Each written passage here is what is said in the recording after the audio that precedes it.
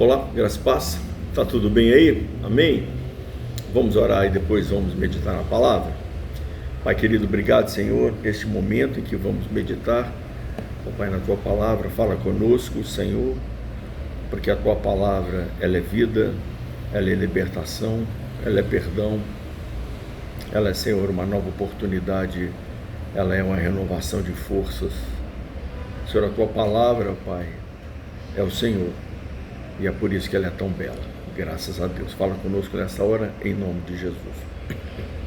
Prezado, eu gostaria de ler uma passagem que está em 1 Samuel, no capítulo 1, a partir do verso 10, e disse assim: Com a alma amargurada, Ana orou ao Senhor, chorou muito e fez o seguinte voto: Ó Senhor dos exércitos, se deres atenção à aflição da tua serva, te lembrares de mim e não te esqueceres da tua serva, mas lhe deres um menino, eu o dedicarei ao Senhor por todos os dias da sua vida, e navalha não passará pela cabeça dele.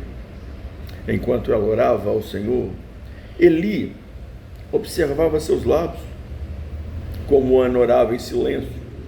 Seus lábios se moviam, mas não se ouvia sua voz. Por isso, ele pensou que ela estivesse embriagada. Ele disse: Até quando ficarás embriagada? Deixa de beber vinho. Mas Ana respondeu: Não, meu senhor, sou uma mulher angustiada. Não bebi vinho, nem bebida forte, mas derramei a minha alma diante do Senhor. Não penses que tua serva é uma mulher sem valor, porque tenho falado até agora da minha grande ansiedade e aflição. Ele lhe respondeu: Vai em paz, e o Deus de Israel te conceda o pedido que lhe fizeste. Ela disse: Que a tua serva encontre graça diante de ti. Então a mulher seguiu o seu caminho e comeu, e a sua aparência deixou de ser triste. Queridos, essa passagem eu a considero uma das passagens mais lindas da Bíblia, uma história maravilhosa, porque ela tem muito a ver com a nossa vida, tem muito a ver com a nossa história. Ela é uma história muito comum que alcança a qualquer ser humano. Que história é essa? Pelo menos em parte, né? A história de uma pessoa que tinha uma alma aflita, angustiada. E quem nesse planeta não tem uma alma angustiada ou que se angustia em algum momento? Todos nós. É algo muito comum. E eu não sei se você conhece a história de Ana, mas Ana era uma mulher muito bem casada. Seu marido, chamado Eucana, era um homem muito bom para ela. Se você ler a história de Samuel aí, você vai perceber os gestos, os cuidados que Eucana tinha com Ana, porque Eucana reconhecia a dor, a humilhação, o constrangimento, os males que acompanhavam Ana. E o mal dela, que ela considerava, que ela sentia, é que ela gostaria muito de ser mãe. E ela era estéril, não teve filhos. E tentativas para isso, né? Não faltaram. Mas o problema não estava nas tentativas, né? O problema estava com ela. E ela era, não apenas a situação dela pessoal era uma situação angustiosa, mas ela também era afligida pela outra esposa de Eucana. Ou seja, como se não bastasse a dor que ela sentia, a sua rival a atormentava por causa desse fato, e isso a humilhava ainda mais. Naquele tempo de Ana, né, uma mulher sem filhos, não era uma mulher considerada abençoada, não era uma mulher, né, considerada assim, uma pessoa, até uma mulher, do ponto de vista de utilidade, né?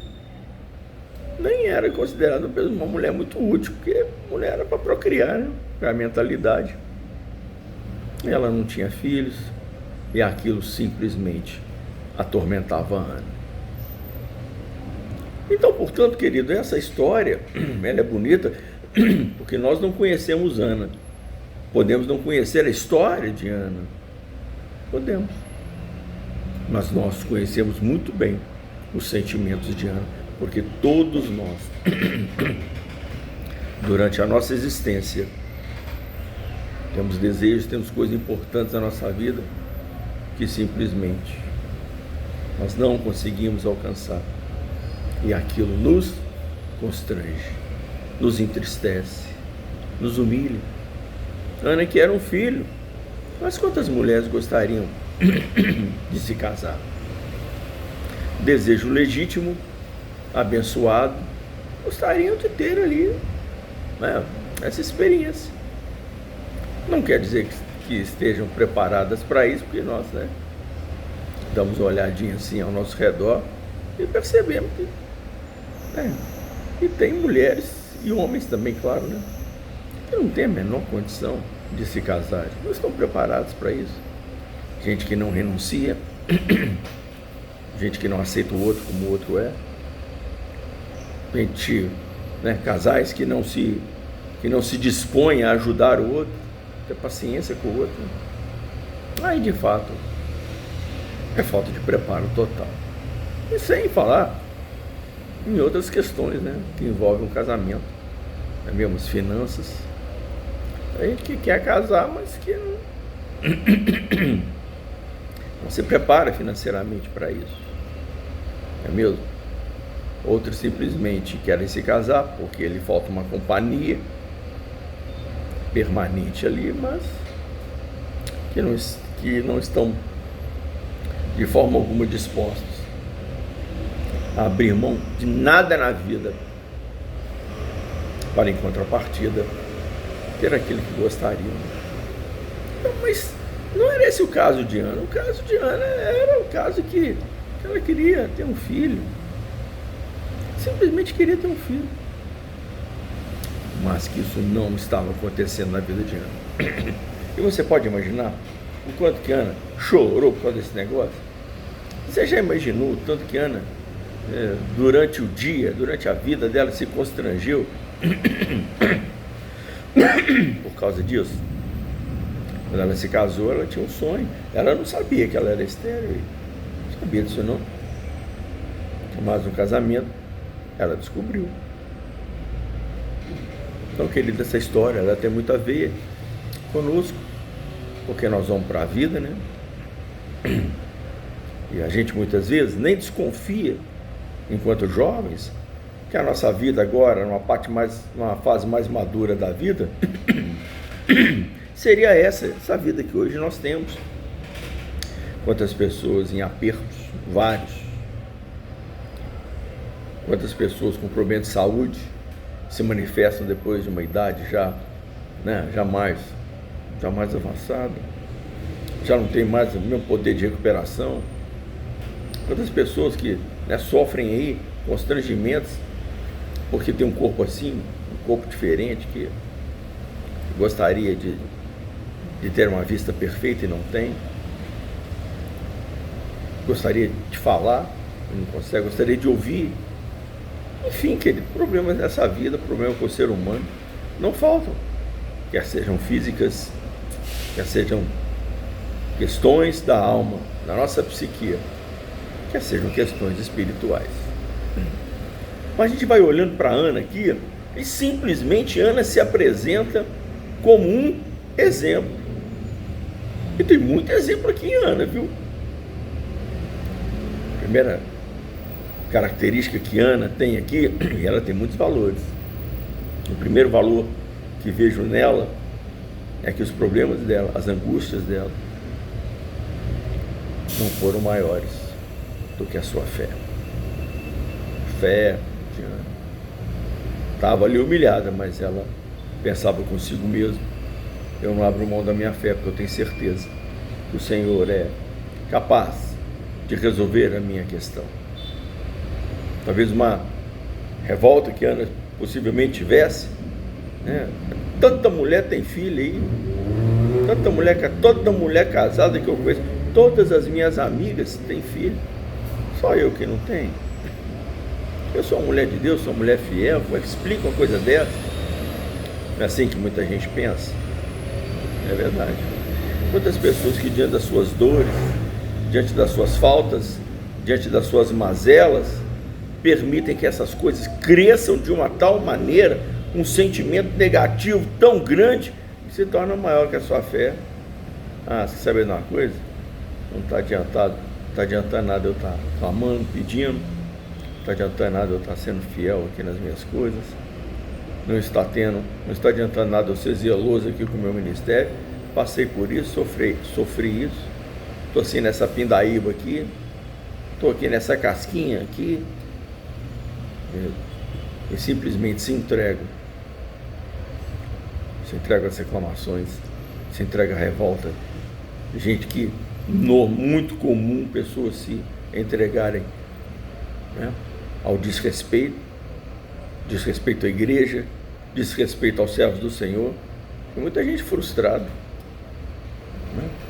Quantos desigrejados aí, gente frustrada, frustrou com a fé, as questões da sua própria existência, suas mágoas, se tornaram maior do que a sua fé. Aí fica nessa bobajada aí: não, eu amo Jesus, sirvo a Jesus, mas eu não quero saber de igreja. Essa bobajada toda, isso não existe, gente. Isso não existe, porque o Senhor Jesus diz: esta é a minha igreja. Você não... E a igreja é o corpo de Cristo. E Cristo é o cabeça. Como é que você quer ficar com a cabeça e desprezar o resto do corpo? Existe cabeça fora do corpo? Você conhece alguma cabeça fora? A não ser a empalhada, né? Na parede, na casa de algum caçador aí. Aí você vê um tantão de cabeça empalhada. Mas corpo vivo não existe. Um corpo de Cristo sem cabeça. Isso não tem. Isso é inconcebível. Porque a cabeça faz parte do corpo. E ela que dirige o corpo. Então, queridos, essa questão do temor e do respeito ao Senhor, isso é algo que nós devemos considerar inviolável nas nossas vidas. Porque as coisas, as nossas dores, as nossas questões, elas não podem ser maior do que a nossa fé. E João disse que os jovens tinham a fé em Cristo, a fé que vencia o mundo. A fé em Jesus Cristo, ela vence as nossas questões, vence as nossas decepções. Que nessa vida não tem uma decepção? A gente decepciona com tudo aí. Decepciona no casamento, decepciona no trabalho, decepciona com amigos, decepciona na igreja. Claro, aí está na vida. É isso aí. Mas essa decepção, ela não pode ser maior do que a nossa fé. Quanta gente há anos e anos esperando, né, orando ali, pedindo a Deus uma determinada bênção que ainda não recebeu. E quando se entrega ao cansaço, cansou, já não dá mais. Não quer saber desse mais não, já deu.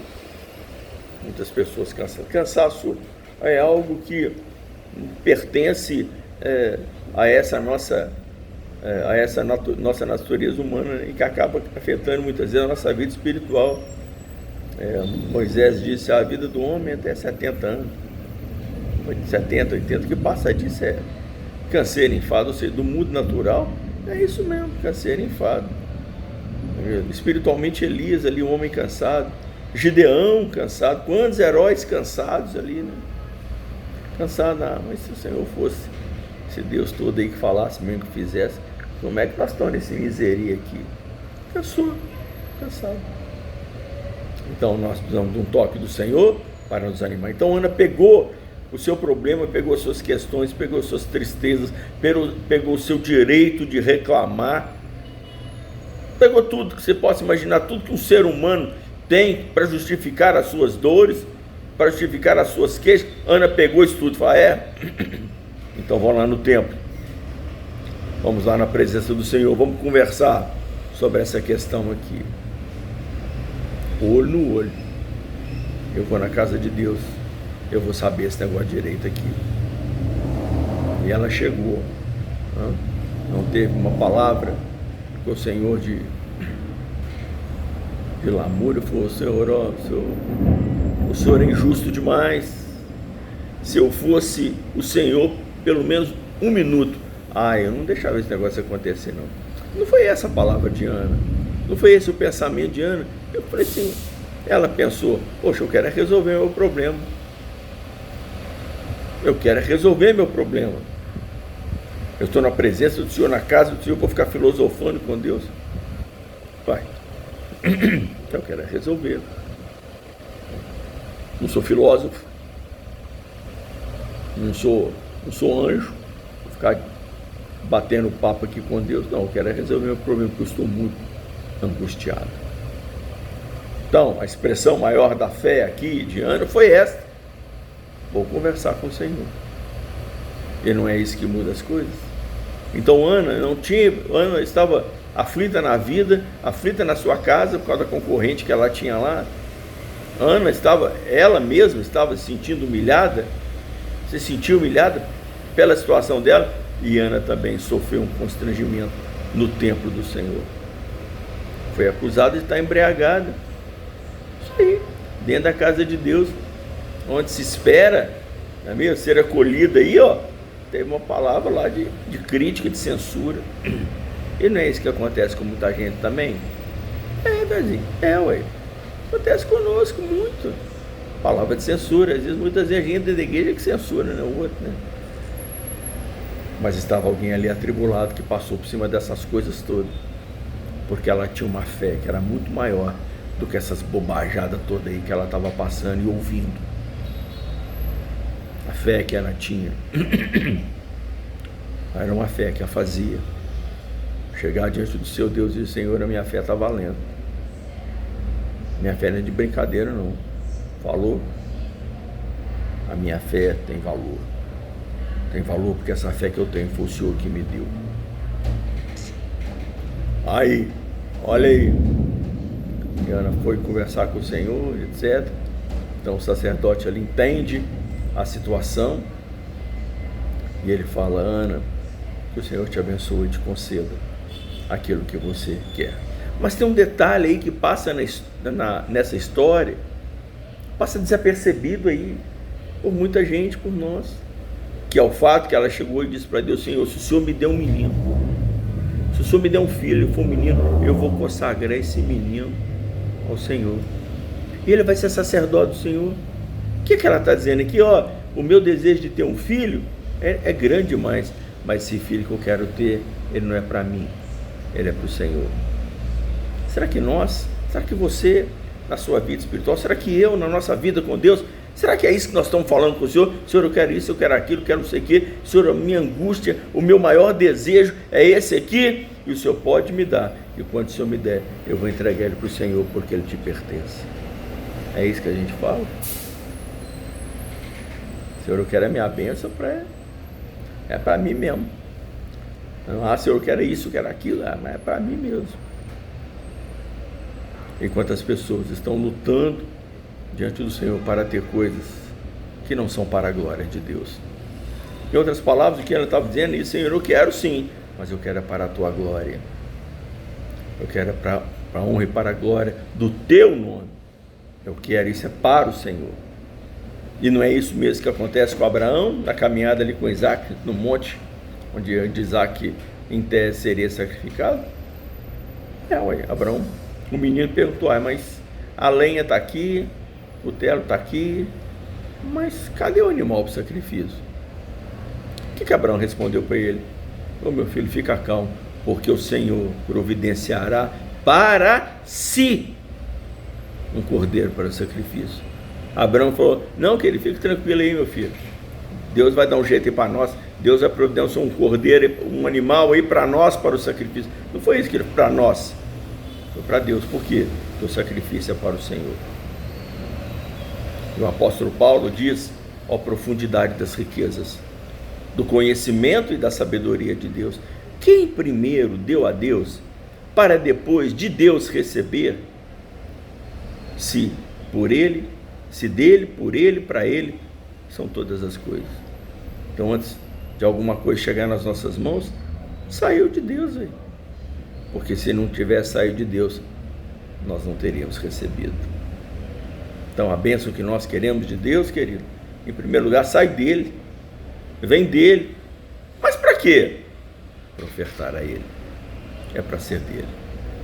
Então, se você tem os seus sonhos aí, sua bênção, sua aflição, né?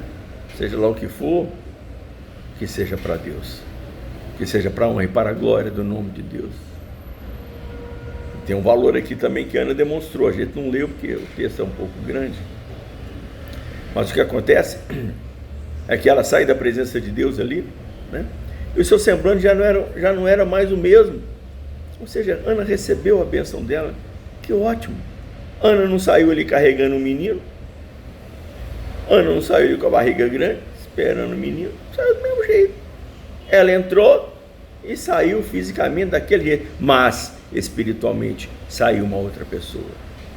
Ela entrou na presença de Deus, cansada, aflita, angustiada, mas sai da presença de Deus abençoada, tranquila, em paz, porque diz a palavra que o semblante dela, o rosto dela, já não era o mesmo. E não é esse outro exemplo que nós temos na palavra? E quando Moisés teve um encontro com o Senhor na tenda, quando ele sai da tenda, o rosto dele brilhava. Graças a Deus. Então não se esqueça disso, quando entramos na presença do Senhor.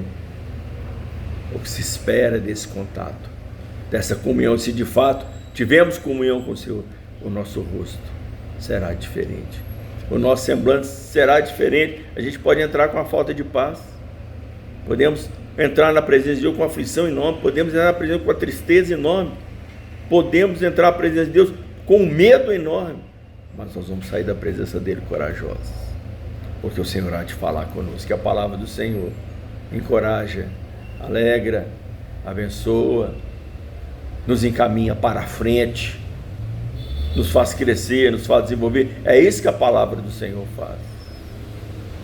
A palavra do Senhor nos ajuda, a palavra do Senhor nos restaura, a palavra do Senhor nos honra, a palavra do Senhor muda a nossa história, graças a Deus.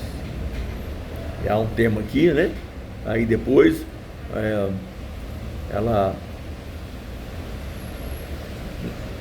engravida, algum tempo depois ela engravida, e passado mais um tempo, pode continuar lendo aí o capítulo 1 de Samuel, vai estar essa parte da história, quando o menino já está em condições, né, de viver sem ela, sem a família, mas já está, ela pega essa criança então, e vai lá no templo, conversar com Eli, e diz assim: Eli, está aqui a minha bênção.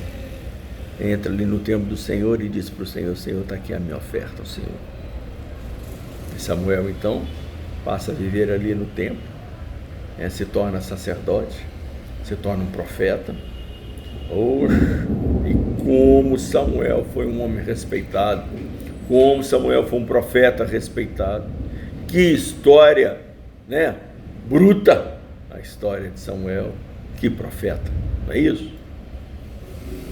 Então, querido, quando a nossa bênção, quando aquilo que clamamos a Deus é para a glória de Deus,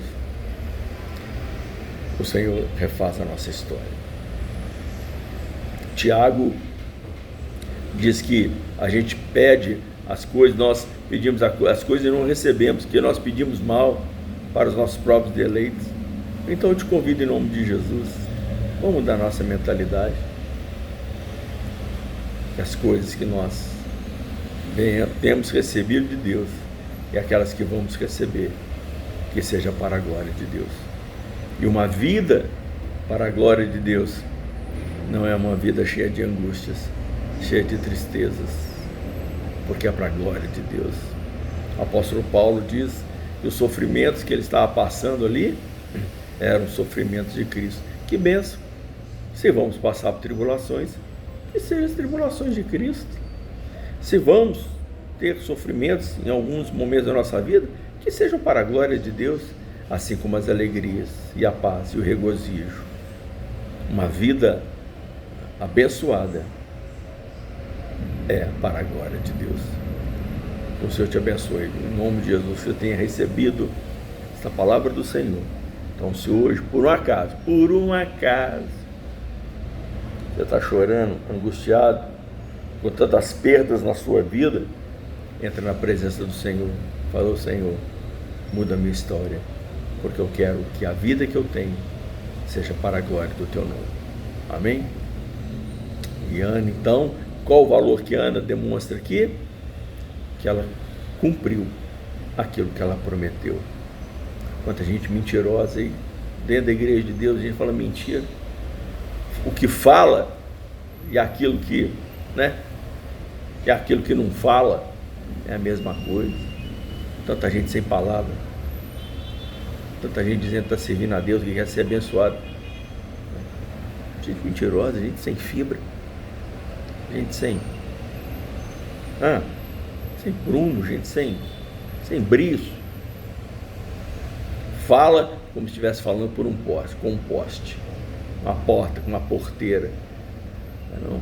Ou seja, uma palavra que não tem valor algum. Não sejamos assim, porque esse não é o nosso exemplo que nós temos do Senhor. Então vamos ser gente séria, porque Ana foi uma pessoa séria e ela recebeu a sua bênção, e a sua bênção foi para a glória de Deus. Amém? Vamos orar. Pai querido, obrigado, Senhor, pela tua palavra. Obrigado, Senhor, quanto valor que a tua palavra tem. Puxa vida, Senhor, como que te servir é tão abençoado, graças a Deus. Nos coloca assim então, Senhor, nesta condição de vivermos uma vida para a glória do nome do Senhor. Muito obrigado. O Senhor abençoe a cada um que ouve essa palavra, Senhor, que todos nós sejamos ricamente abençoados com esta palavra na tua presença. Sim, Senhor, muda a nossa história, uma história escrita para a honra e para a glória do teu nome, é como lhe peço, em nome de Jesus. Amém, meu querido. Valeu. Então eu digo mais uma vez para você, dá um joinha, se você gostou dessa palavra, se falou com você, dá um joinha lá, faz um comentário. Gostei da palavra abençoada. Glória a Deus, eu quero uma vida que glorifique o nome do Senhor Jesus. Faz um comentário assim, tá legal? Vai ser muito bom. Vai ser muito bom pro canal, vai ser muito bom aqui para mim, para me incentivar. Opa, a palavra tá chegando. Então, uma bênção. Valeu? E olha nas suas configurações lá, o YouTube, para você se identificar como assinante desse canal. Esse canal tem 20 assinantes. Eu não sei quem assina esse canal, porque muitas vezes está lá numa parte oculta lá do YouTube, né? Então vai lá no canal, configura ele. Eu quero saber quem é você. Bacana? Eu vou te mandar um abraço. Valeu? Um abraço para você, Deus te abençoe. Tchau.